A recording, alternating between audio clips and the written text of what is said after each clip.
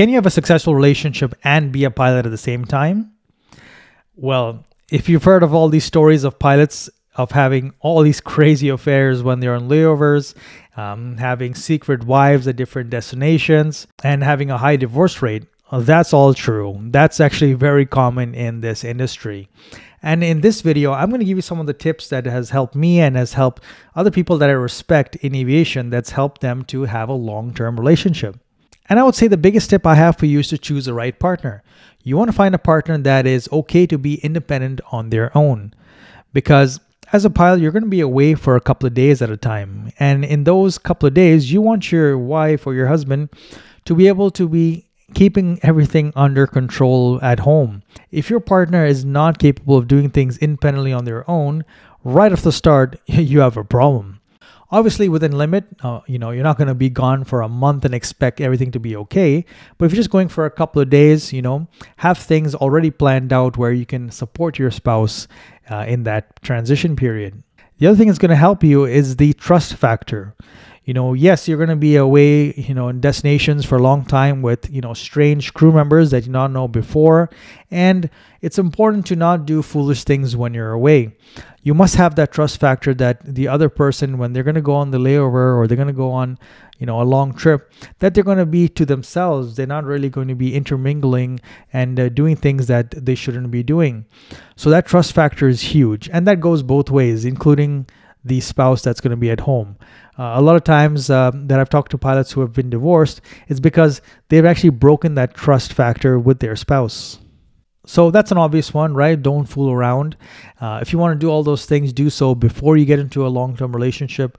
But once you're in a long-term relationship, I highly advise not doing something like that, especially when you're at work. My next tip for you is to keep the relationship going. When you got into a relationship with this person is because you really like this person, you want to spend a long time with this person.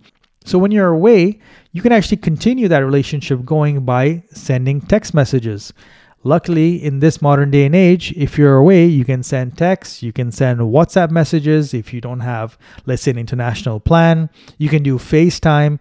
Just keeping that conversation going, keeping in touch, when you're away really makes a difference. I've noticed it myself. Let's say if I'm gone for 2 days and I'm really exhausted because maybe I had 4 flights a day and I never had a time to check in with my family. When I got back after my 2 days, let's say on the 3rd day when I got back, I noticed my kids grew up just a little bit more and they look a little different. My family looks a little different. And I know it's weird to say it's only 2 days, but it does actually make a difference. Versus on the other days where on my layovers, when I checked in, I did maybe FaceTime, I saw my family. The change didn't really seem that much. I kept in touch with, all the changes that are happening, any emergencies at home that have happened. I'm on top of those things. So keep the relationship going even when you're at work.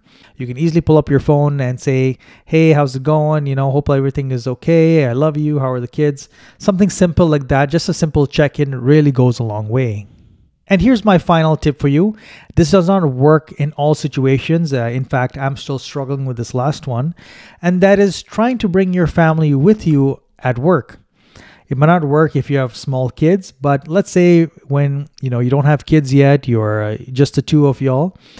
Aviation's a fun career, and maybe one of the reasons your spouse is attracted to you is probably your lifestyle or the potential lifestyle you have as a pilot.